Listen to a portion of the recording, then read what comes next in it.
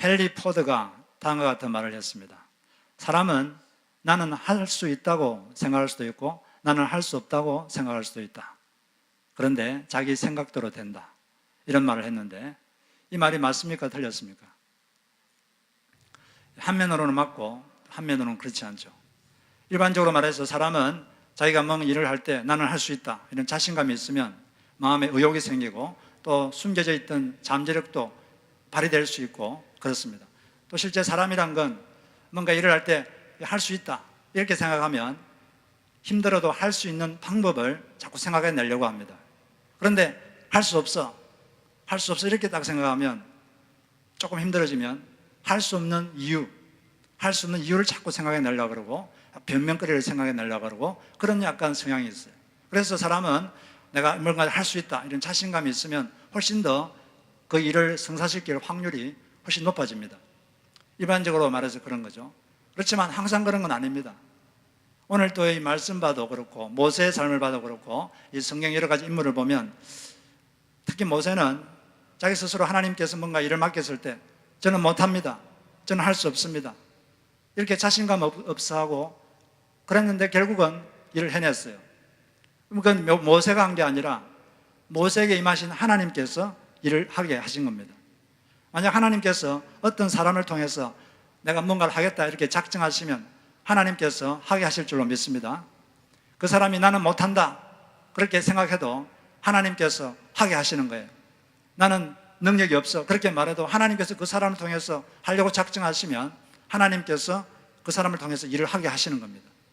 왜냐하면 하나님께서 그 사람에게 은혜를 베푸셔서 호의를 베푸셔서 그 일을 할 수 있는 능력을 주셔서 그 일을 하게 하시는 거죠. 모세의 삶을 쭉 보면 모세는 스스로 나는 할 수 있다 이렇게 하고 뭔가 했을 때는 일이 오히려 실패했어요. 그런데 오늘 경우처럼 저는 못합니다. 저는 할 수 없습니다. 그렇게 했을 때는 오히려 하나님께서 하도록 그렇게 만들었습니다. 모세는 아시다시피 원래 이스라엘 민족인데 이집트 공주에 입양됐어요. 아들이 되죠. 입양돼서 아들이 됐는데 그래서 이집트 왕자로 그렇게 살았습니다.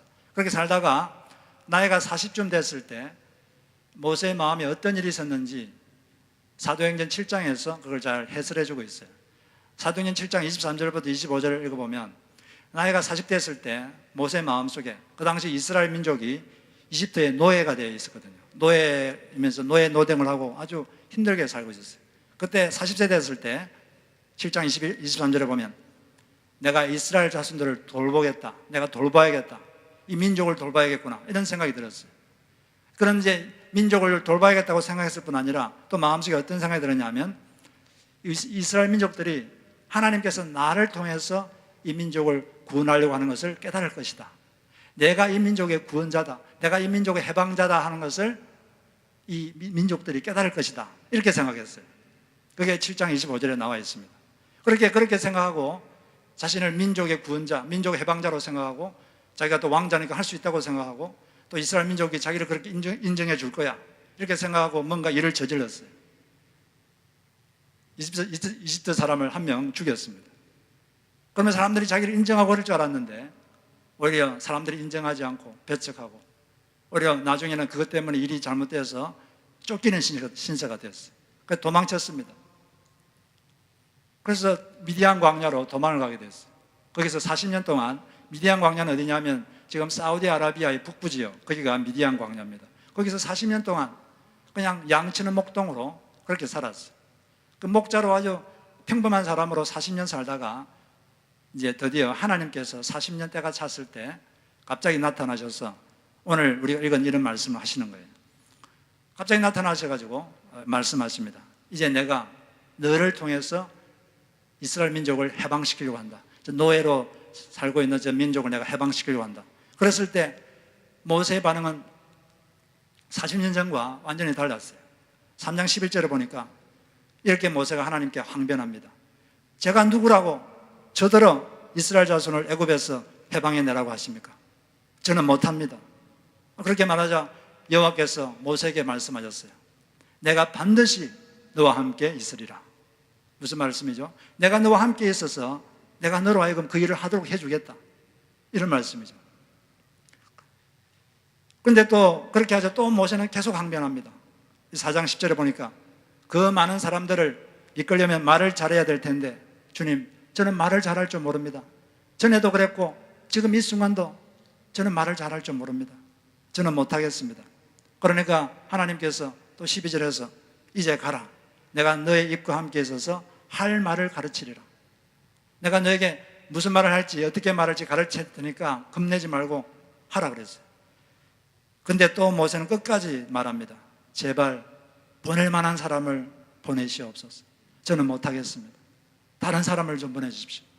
이렇게 말하니까 급기야 하나님께서 화가 나셨어요. 화가 나셨어. 그렇다면 너의 형 아론이 내가 말을 잘하는 줄 아니까 내가 너에게 말을 하고 너는 아론에게 말해서 아론이 너의 대변인이 되도록 해서 아론이 말을 하도록 해라. 이런 식으로 말씀하셨어요. 하나님께서는 화를 내시면서도 모세를 버리지 않으시고 모세가 결국 그 일을 하도록 그렇게 하셨습니다. 모세의 삶 자체가 하나님의 은혜, 하나님의 호의, 하나님의 호의로 이렇게 이루어진 거예요. 모세의 그런 여러 가지 일들은 다 사실은 모세가 한 게 아니라 누가 했습니까? 하나님께서 은혜를 베푸셔서 모세로 하여금 하게 하신 거죠.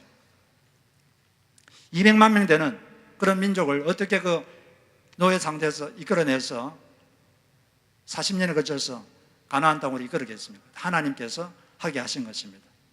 자신이 할 수 없다고 생각한다고 못하는 게 아닙니다. 하나님께서 하시고자 작정하시면 그 사람을 통해서 하게 될 줄로 믿습니다. 하나님의 은혜가 이루게 하시는 거예요. 그래서 이사야 14장 24절에 보면 이렇게 말씀하고 있어요. 만군의 여호와께서 맹세하여 이르시되 내가 생각한 것이 반드시 되며 내가 경영한 것을 반드시 이루리라. 여호와의 말이니라. 하나님께서 하겠다고 생각한 게 이루어진다는 거예요.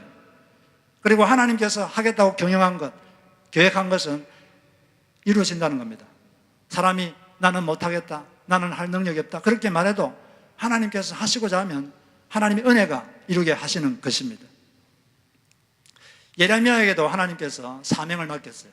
내가 하는 말을 전해라, 선지자가 되라 이렇게 말하니까 예레미야의 첫 번째 반응은 무엇이었습니까? 그렇습니다. 저는 할 수 있습니다. 그게 아니라 예레미야 1장에 보면 6절에 슬프도소이다 주 여호와여 보시옵소서. 저는 아이라 말할 줄을 알지 못합니다. 가서 사람들한테 말하라고 하는데 저는 아이라 저는 경험이 없습니다. 저는 말할 줄도 모릅니다. 못하겠습니다. 자신이 없습니다. 이게 예레미야의 반응이었어요. 그때 하나님께서 말씀하셨어요. 너는 경험 없는 아이라고 말하지 말고 내가 너를 누구에게 보내든지 너는 가며 내가 너에게 무엇을 명령하든지 너는 말할지니라. 너는 그들 때문에 두려워하지 말라. 내가 너와 함께하여 너를 구원하리라. 나 여호와의 말이니라. 예레미야는 못하겠다고 말했지만 하나님께서 예레미야에게 은혜를 주셔서 그 은혜가 주는 힘으로 예레미야는 그 일을 해냈습니다. 모세와 예레미야는 할 수 없다는 정도였지만 바울은 아예 할 마음도 없었어요. 하나님을 위해서 예수님을 전할 마음도 없었습니다. 마음이 없었을 정도가 아니라 예수를 믿는 사람이 있으면 다 잡아서 죽이려고 했던 게 바울입니다. 그런데 하나님은 이 바울이라는 사람을 통해서 전 세계에 예수가 구세주이시다, 예수가 유일한 구원자이다, 이 복음을 전 세계에 전하게 하고 이 바울이 전 세계 교회를 세우게 만들었어요. 전혀 할 마음도 없고 또 오히려 그거 반대하는 사람을 왜 이렇게 했습니까? 왜 이렇게 된 거죠? 하나님께서 일방적으로 바울이라는 사람을 선택해서 그에게 은혜를 확 부어준 겁니다. 그래서 은혜를 주시고 예수님이 구원자이시고 너는 죄인이고 예수가 유일한 구원자시고 예수를 믿으면 너가 구원받고 예수를 믿으면 너의 죄가 용서받는다. 이 진리를 깨닫게 하시고 그 진리를 전할 능력도 주시고 그렇게 해서 그 일을 하게 하신 거예요. 그래서 나중에 바울은 자기 삶을 요약하면서 한마디로 요약합니다. 자기 인생을 쭉 요약하면서 딱 한마디로 말해요. 나의 나된 것은 하나님의 은혜로다. 고린도전서 15장 11절에서 말하고 있어요. 나의 나된 것은 하나님의 은혜로다. 내가 많은 사람들보다, 내가 많은 사도보다 더 많이 수고했으나 내가 아니요 나와 함께 하신 하나님의 은혜로다. 다 은혜인데 하나님이 하셨는데 그래도 이 바울이 알았던 것은 하나님이 은혜로 하시지만 또 하나님은 혼자 하지 않고 사람의 수고와 헌신, 이걸 이용해서 한다는 걸 알았기 때문에 바울은 어떤 누구보다도 더 수고를 많이 했어요. 다른 사도보다 더 내가 많이 수고를 했다. 그래서 수고를 해서 많은 열매가 맺혔는데, 그러나 이 열매는 내가 한 것이 아니라 나와 함께 하신 하나님의 은혜다. 이렇게 고백을 하게 된 것입니다. 왜 이런 고백이 성경에 있습니까? 이게 바울에게만 해당되는 게 아니라 우리 모든 사람에게 해당되는 고백이기 때문에 그렇습니다. 바울에게만 하나님께서 은혜를 주신 게 아니라 여러분이 이 자리에서 예배 드리는 것은 하나님께서 여러분에게 은혜를 주셔서 믿게 하신 거고, 이 자리에 예배 드리고 있는 것입니다. 그리고 하나님의 은혜는 계속 지금도 여러분 삶 가운데 흐르고 있는 줄로 믿습니다. 이 성경에서 중요한 단어 중에 하나가 은혜라는 단어예요. 성경 읽어보시면 은혜라는 단어가 계속 반복적으로 나오고 있습니다. 기독교는 은혜의 종교입니다. 그리고 우리가 말하는 복음은 은혜의 복음이에요. 은혜라는 건 뭐냐면은, 은혜는 헬라어로 이 카리스라는 단어인데, 이 헬라 사전에 보면 뜻이 이렇게 설명되어 있습니다. 누군가를 이롭게 하려는 마음의 성향, 그리고 그 마음의 성향을 실제로 표현한 것, 이게 은혜다, 그런 말이죠. 다른 사람을 이롭게 하려는 마음의 성향, 그리고 그것을, 그 마음을 행동으로 표현한 것, 한마디로 말하면 호의를 베푸는 거죠. favor. 하나님께서 사람에게 은혜를 베풀었다, 이 말은 하나님께서 사람에게 어떤 이로운 어떤 행동을 했다는 거예요. 호의를 베풀었다, 어떤 도움을 주셨다, 신적 도움을 주셨다, 이게 바로 은혜를 베풀었다, 그런 뜻이 됩니다. 그리고 이제 제임스 라일이라는 사람이 있는데, 이 사람은 은혜를 다음과 같이 정의를 내렸어요.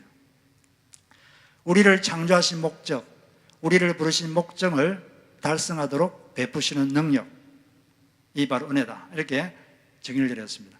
우리를 창조하신 목적이 있고 우리를 부르신 목적이 있는데, 그 목적을 달성할 수 있도록 베푸시는 능력, 베푸시는 도움, 이것이 은혜다, 이렇게 말씀을 했습니다.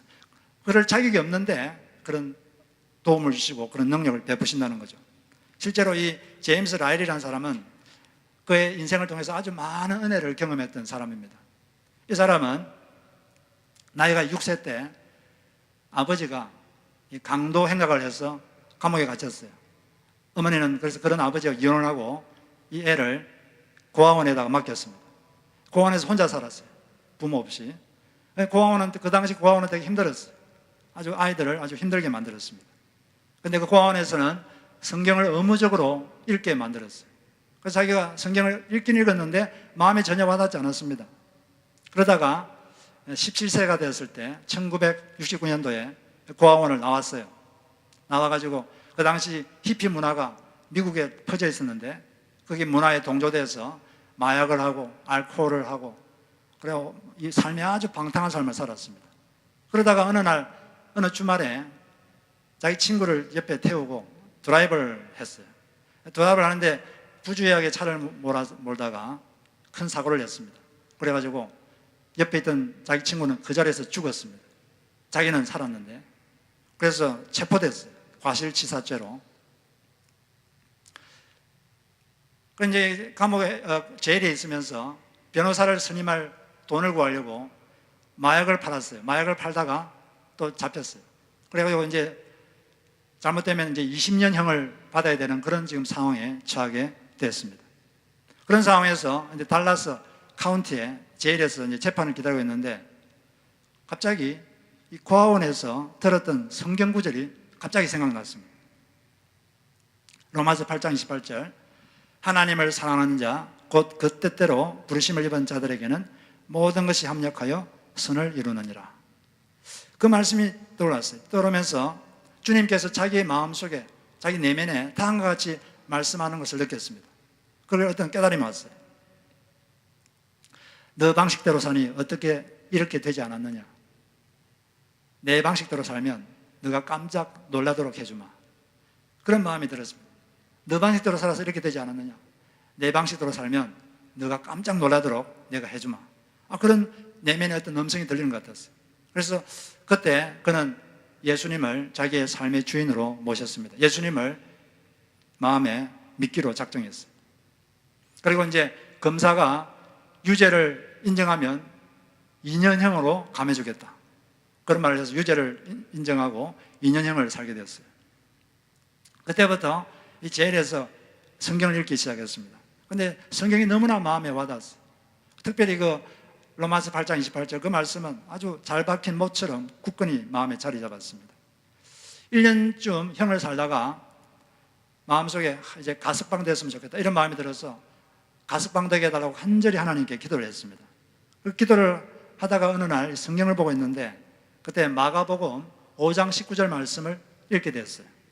어떤 말씀이냐면 집으로 돌아가 주께서 너에게 어떻게 큰 일을 행하사 너를 불쌍히 여기신 것을 내 가족에게 알리라. 이 말씀이 있는데 마음속에 두 가지 믿음이 탁 생겼습니다. 첫째는 나는 석방될 것이다. 두 번째, 주님께서 나에게 하신 일을 사람들에게 내가 전하게 될 것이다. 나는 그렇게 할 능력이 없지만 주님이 어떻게 하시는지 내가 지켜볼 것이다. 이런 믿음이 딱 생겼어요. 원래 하나님이 주시는 믿음은 믿으려고 애쓰는 게 아니라 그냥 딱 믿어지는 게 이게 하나님 주시는 믿음입니다. 근데 그 이후로 일주일 있다가 갑자기 예고도 없이 갑자기 석방됐어요. 석방돼서 이분은 그 당시 히피 문화에 젖어 있는 젊은이들에게 그때 예수님에 대해서 자기가 경험한 예수님에 대해서 전하기 시작했습니다. 그때 아주 반응이 아주 놀라웠어요. 그리고 그 후에 이분이 미국 남성 전체에 큰 반향을 불러일으켰던 프라미스 키퍼 이런 남성 운동을 이분이 벌였습니다. 이 사람의 삶을 보면 처음부터 끝까지 하나님의 은혜가 계속 흐르고 있었던 것을 우리가 보게 됩니다. 그분은 하나님을 잘 인식하지 못했지만 그분의 인생 가운데 하나님이 다 개입하셨고 인생의 순간순간 개입하셔서 그의 삶을 이끌어 오신 거예요. 여러분의 삶도 이처럼 하나님 은혜가 여러분의 삶에 개입하고 있는 줄로 믿습니다. 우리가 알든 모르든 내가 인식하든 인식하지 않든 하나님은 우리의 삶을 개입하시고 우리 삶을 한 걸음씩 지금도 이끌어가고 있습니다. 지금도 하나님의 은혜는 계속 흐르고 있어요. 왜냐하면 예수님께서 이 땅에 오셔서 자신이 왜 이 땅에 오셨는지 그 이유를 말씀하셨는데 누가복음 4장에 보면 내가 이 땅에 온 것은 은혜의 해를 선포하기 위해서이다 이렇게 말했어요. 지금부터 은혜의 시대가 시작되었다. 하나님이 은혜를 물붓듯이 붓는 시대가 시작되었다. 이것을 선포하기 위해서 내가 이 땅에 왔다 이렇게 말씀하셨습니다. 그것처럼 지금은 여러분 우리 삶 가운데 하나님 은혜가 흘러 넘치고 있는 줄로 믿습니다. 죄사함의 은혜로부터 시작해서 온갖 종류의 은혜가 우리 삶에 넘치고 있어요. 그런데 은혜란 것은 원래 하나님께서 어떤 사람에게 어떤 은혜를 주실지 또 얼마나 주실지 사실 그분이 결정하는 겁니다. 그분이 결정하는 거죠, 주권적으로. 그런데 그런 면도 있지만 또 성경을 읽어보면은 사람이 어떻게 하냐에 따라서 은혜를 많이 받을 수도 있고 적게 받을 수도 있다. 또 그런 성경 구절도 있습니다. 하나님께서 알아서 주권적으로 우리에게 은혜를 주시는 건 우리가 어떻게 해볼 수가 없어요. 그건 하나님께 맡게 됩니다. 그러나 동시에 또 내가 어떻게 하느냐에 따라서 하나님 은혜가 많아질 수도 있고 또 적혀질 수도 있어요. 그게 성경에 나와 있습니다. 그래서 이 시간 간단하게 세 가지만 어떻게 하면 우리가 하나님의 은혜에 더 깊이 잠길 수 있겠는가 그것을 한번 살펴보겠습니다. 그러면 여러분들이 하나님의 은혜를 더욱더 많이 받게 되는 거죠. 첫 번째는 은혜의 흐름을 차단하는 것에서 돌아서라는 것입니다. 은혜의 흐름을 차단하는 것에서 돌아서야 돼요. 은혜의 흐름을 차단하는 게 있습니다. 바울은 모든 것은 하나님의 은혜다 이렇게 말했는데 고린도전서 9장 27절에 보면 약간 생소해 보이는 말씀을 하고 있습니다. 어떤 말씀이냐 하니까 주보 있는데 같이 읽어보겠습니다. 자, 시작. 내가 내 몸을 쳐 복종하게 하면 내가 남에게 전파한 후에 자신이 도리어 버림을 받아할까 두려워함이로다. 바울은 하나님의 은혜에 아주 감격해하는 마음이 있음과 동시에 자기에게서 하나님의 은혜의 흐름이 끊기지 않을까, 끊기는 삶을 살면 어떻게 하나, 이런 두려움이 동시에 있었습니다. 하나님의 은혜가 끊겨버리고 더 이상 하나님께 쓰임받지 못하고 하나님의 임재가 떠나버리는, 그렇게 되지 않을까 하는 두려움이 있었어요. 가장 비참한 기독교인은 하나님의 임재가 끊어진 기독교인이 가장 비참한 기독교인입니다. 하나님께 쓰임받지 못하는 거죠. 그렇게 되면 어떻게 하나, 이런 두려움이 있었어요. 이 두려움 때문에 바울은 어떻게 했습니까? 그렇게 되지 않으려고 바울이 했던 행동이 있는데 그게 뭐죠? 내가 내 몸을 쳐 복종하게 한다. 이 말 안 듣는 자기의 육성, 이 죄성을 자기 마치 채찍으로 때리듯이 자기 몸을 복종시킨다는 거예요. 그래서 자기가 잘못된 삶을 살지 않도록, 하나님의 은혜의 흐름이 끊기도록 하지 않도록 그렇게 한다는 거죠. 하나님은 은혜의 하나님이지만 또 사람이 하나님을 자꾸 저버리고 말씀을 저버리고 그렇게 하면 하나님의 은혜가 끊겨버립니다. 하나님의 은혜의 흐름이 끊겨버리고 하나님의 엄한 면을 보게 될 수가 있습니다. 구약 성서를 보면 그런 사람들의 이야기가 가끔 나오는데, 인생의 초반에는 하나님을 사랑하고 말씀을 사랑하고 잘 살았어요. 그럴 때는 그에게 하나님의 은혜가 넘쳤습니다. 그런데 뭐 좀 잘 되니까 그때부터 하나님을 버리고 말씀을 버리고 우상을 섬기고 그런 사람들이 하나님께 징계를 받는 그런 이야기가 가끔 나와요. 그 중에 대표적인 사람이 누굽니까? 대표적인 사람이 솔로몬이에요. 다윗의 아들 솔로몬. 솔로몬은 처음에는, 인생의 초기에는 하나님 아주 잘 생겼습니다. 그런데 이제 모든 게 잘 되고 편안해지니까 그때부터 하나님을 버렸어요. 그리고 온 이스라엘 땅에 우상 숭배의 죄를 퍼뜨리는 그런 장본인이 되어버리고 말았어요. 그리고 나중에 하나님께 버림받죠. 그리고 또 이스라엘 왕 중에, 이스라엘이 그 당시에 남북 왕국으로 분열되어 있었는데 그 남쪽 왕 중에 8대 왕이 요아스 왕이 있는데, 이분은 기원전 835년에 태어난 사람이에요. 그의 할머니가 아달랴인데, 아달랴는 누구냐면 북쪽 이스라엘 중에서 가장 악한 왕비인 이세벨의 딸입니다. 이세벨의 딸이 남쪽 왕국의 왕하고 결혼했는데 그분이 이제 아달랴죠. 아달랴가 자기 아들 아하시아가 살해당하자 자기가 왕이 되려고 왕족들을 다 모조리 다 죽였어요. 근데 딱 한 명이 도망쳤습니다. 요아스가 도망쳤어요. 그래서 7세까지 숨어 살았어요. 숨어 살다가 요야다라는 제사장이 요아스가 7세 됐을 때 혁명을 일으켰습니다. 혁명을 일으켜서 아달랴를 죽이고 이 요아스를 왕으로 옹립했어요. 그런데 이 요아스 왕이 이 제사장 요야다가 살아있을 때는, 살아서 자기의 멘토가 되고 자기를 지도해 줄 때는 하나님을 사랑하고 말씀을 사랑하고 성전을 보수하고 그렇게 잘 살았어요. 근데 이 제사장이 딱 죽자, 자기 멘토, 자기를 도와준 사람이 딱 죽는 순간, 죽으면서부터 사람이 돌변했습니다. 돌변해가지고 아세라 우상을 섬기고 성전을 버리고 말씀을 버리고 그렇게 막 살았어요. 그래서 하나님께서 이 사람을 보내서 이 요아스 왕에게 경고를 했습니다. 스가랴 선지자를 보냈어요. 스가랴가 누구냐면 요야다 제사장 아들인데 이렇게 경고를 했습니다. 너희가 어찌하여 여호와의 명령을 거역하여 스스로 형통하지 못하게 하느냐 하셨나니 너희가 여호와를 버렸으므로 여호와께서도 너희를 버리셨느니라. 경고했죠. 돌아서라는 거죠. 돌아서지 않으면 안 된다는, 돌아서라는 거죠. 그런데 그렇게 말하는 이 선지자를 요아스는 명령을 내려서 돌로 쳐 죽여라. 돌로 때려 죽였어요. 그 선지자를. 하나님이 진노하셔서 아람 군대를 이스라엘 민족에 쳐들어오게 만들었습니다. 아람 군대는 지금의 시리아죠. 시리아 군대가 쳐들어왔어요. 그런데 시리아 군대 군인 숫자는 좀 작았어요. 우리 유대 군대가 숫자가 훨씬 많았는데 유대가 졌습니다. 왜 그러냐? 하나님께서 지게 만든 거죠. 그래서 이걸 역대하 24장 24절에 보면 아람 군대가 적은 무리로 왔으나 여호와께서 심히 큰 유다 군대를 그들의 손에 넘기셨으니 이는 유다 사람들이 그들의 조상들의 하나님 여호와를 버렸습니다. 이와 같이 아람 사람들이 요아스를 징벌하였더라. 그래서 우리는 하나님의 그 은혜의 흐름을 차단하는 그런 잘못된 죄로부터 돌아서야 됩니다. 거기에 대해서 에베소서 5장에서도 다음과 같이 말하고 있는데 제가 세 번역으로 한번 읽어보겠습니다. 여러분은 이것을 확실히 알아두십시오. 음행하는 자나 행실이 더러운 자나 탐욕을 부리는 자는 우상 숭배자여서 그리스도와 하나님의 나라를 상속받을 몫이 없습니다. 여러분은 아무에게도 헛된 말로 속아 넘어가지 마십시오.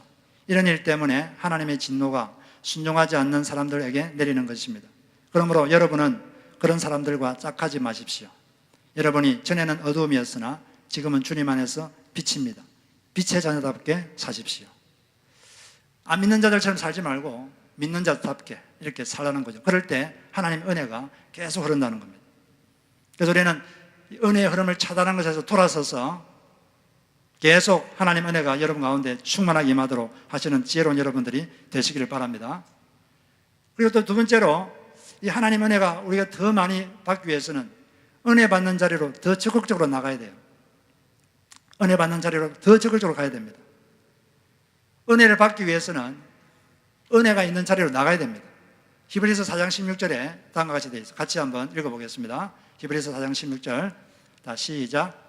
그러므로 우리는 긍휼하심을 받고 때를 따라 돕는 은혜를 얻기 위하여 은혜의 보좌 앞에 담대히 나아갈 것이니라. 은혜를 얻기 위해서 어떻게 해야 됩니까? 가만히 있는다고 되는 게 아니라 은혜의 보좌 앞으로 사람이 나가야 된다는 거예요. 은혜의 보좌가 뭡니까? 하나님이 계신 곳. 그게 사람이 자꾸 나가야 돼요. 가만히 있으면 안 됩니다. 은혜의 보좌로 나갈 때 하나님이 더 은혜를 부어주겠다. 그렇게 말씀하셨습니다. 은혜의 보좌가 어떤 곳입니까? 예배의 자리, 기도하는 곳, 또 말씀 묵상하는 것, 성도와 교제하는 것, 이런 것들이 다 은혜의 보좌입니다.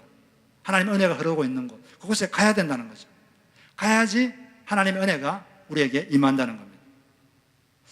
특별히 예배는 우리가 하나님 은혜를 받을 수 있는 가장 좋은 자리입니다.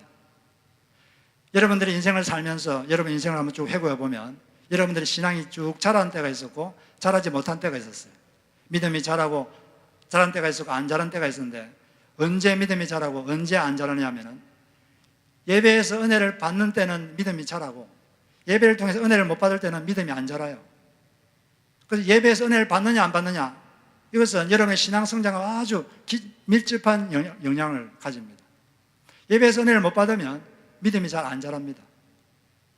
그래서 우리는 예배에서 은혜 받는 것을 상당히 심각하게 생각해야 돼요. 그러면 어떻게 하면 예배에서 은혜를 받느냐? 물론 예배 자체의 질도 중요하죠. 그런데 그것보다 더 중요한 것은 예배 드리는 자의 태도가 더 큰 요소가 됩니다. 어떤 자세로 예배를 드리느냐, 이것이 은혜를 받을 수 있느냐 안 받을 수 있느냐, 그에 대한 더 큰 이유가 되는 거예요. 여러분들은 예배를 들으러 오실 때 어떤 마음으로 오십니까? 예배를 드릴 때 하나님 오늘 은혜를 주십시오, 이렇게 기대하는 마음을 가지고 이렇게 오면은 하나님께서 은혜를 주시는 거예요.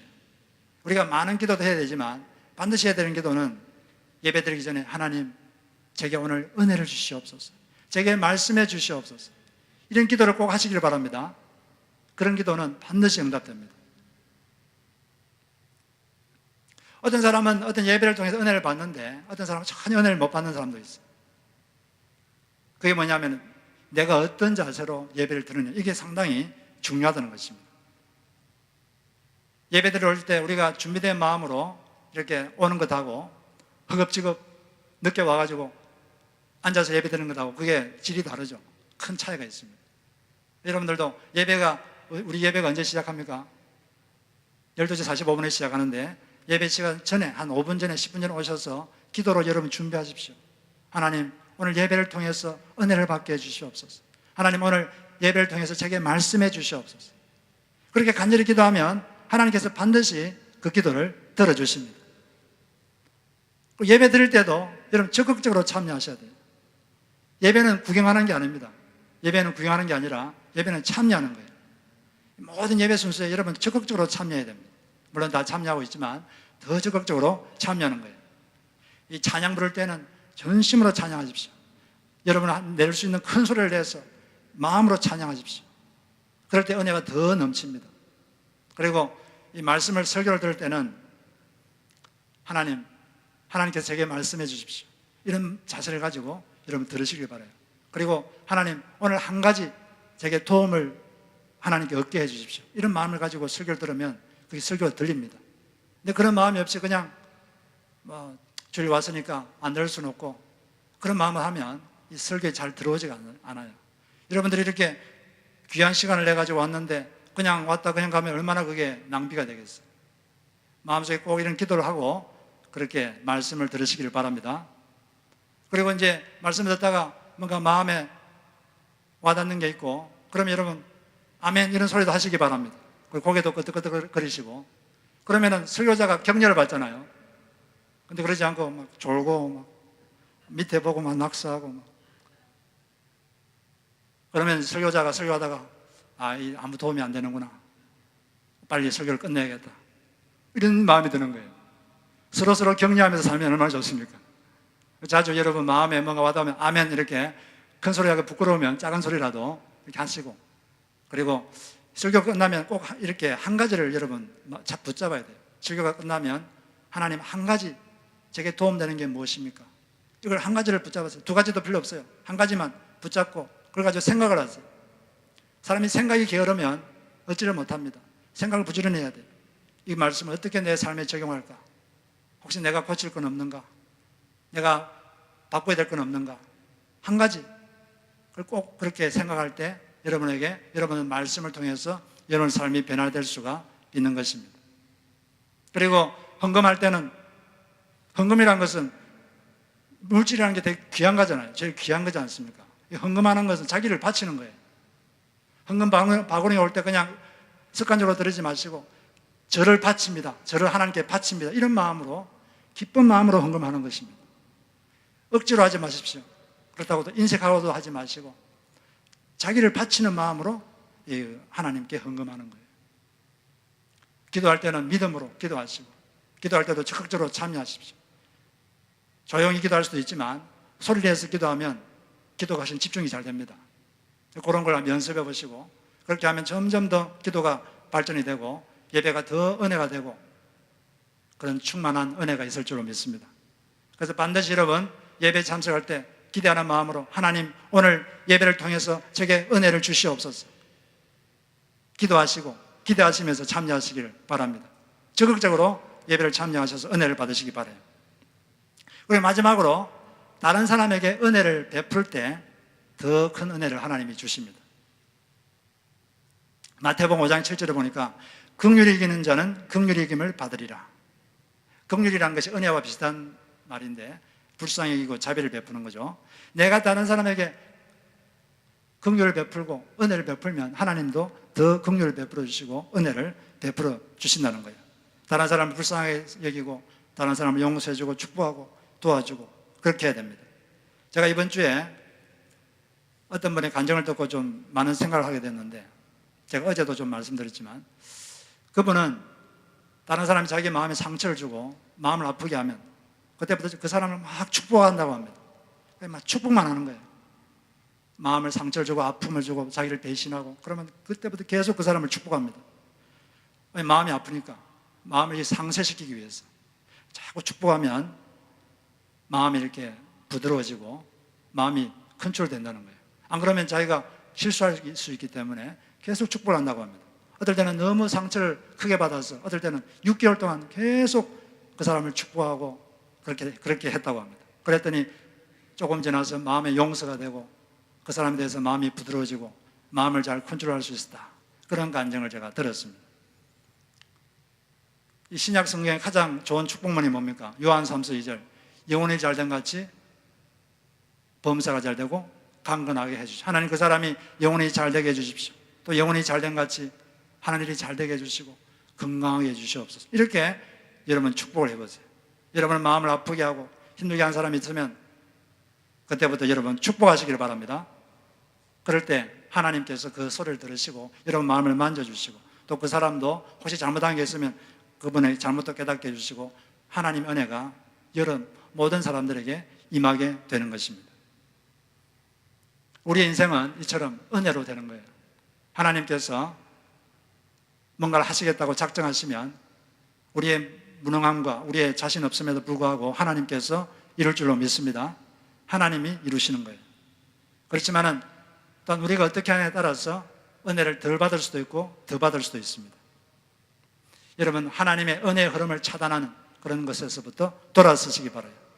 더 하나님 은혜가 임하도록 그렇게 하시고, 그리고 은혜 받는 자리, 예배의 자리 특별히 더 적극적으로 참여하시고 예배 드릴 때 하나님 반드시 은혜를 주십시오. 오늘 제게 말씀해 주십시오. 그런 기도를 확실하게 드리시고 기대하는 마음으로 참여하시길 바랍니다. 그렇게 함으로써 항상 여러분 은혜가 충만하시고 하나님 은혜가 흐르는 그런 인생 사시기를 주의 이름으로 축복합니다. 자, 우리 이 시간 잠시 눈을 감고 한번 오늘 우리 말씀을 생각해 봅시다. 그중 한 가지만 여러분 생각하세요.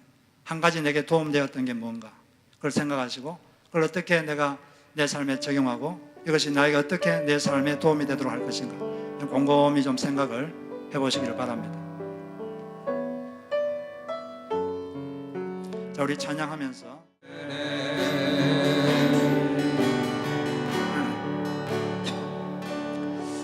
우리 시간 하나님의 은혜에 여러분 감사하시기 바랍니다. 하나님의 은혜가 있었기 때문에 지금까지 우리가 예수를 믿게 되었고 죄 용서를 받았고 지금까지 이렇게 살고 있습니다. 하나님, 알게 모르게 많은 은혜를 베풀어 주시고 호의를 베풀어 주시고 지금도 온갖 종류의 호의를 베풀어 주시는 하나님께 감사하시기 바랍니다. 그렇지만 또 우리가 하나님 은혜의 흐름이 차단되게 하는 것에서부터 우리는 돌아서야 합니다. 그럴 때 하나님의 은혜가 계속 우리에게 흐릅니다.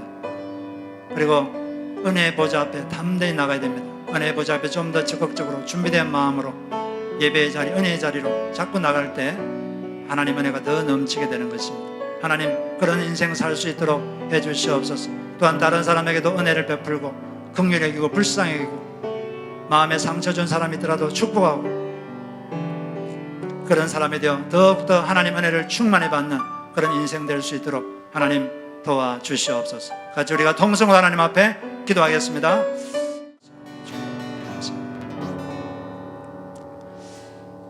하나님, 다윗처럼 이 시간 기도합니다. 우리에게 은혜를 베푸소서. 은혜를 베푸소서. 하나님, 우리에게 더욱더 은혜를 베풀어 주옵소서. 하나님의 호의가 우리에게는 필요합니다. 지금까지 많은 호의를 베풀어 주시고 우리가 자격이 없지만은 많은 호의와 많은 은총을 베풀어 주신 하나님께 감사드립니다.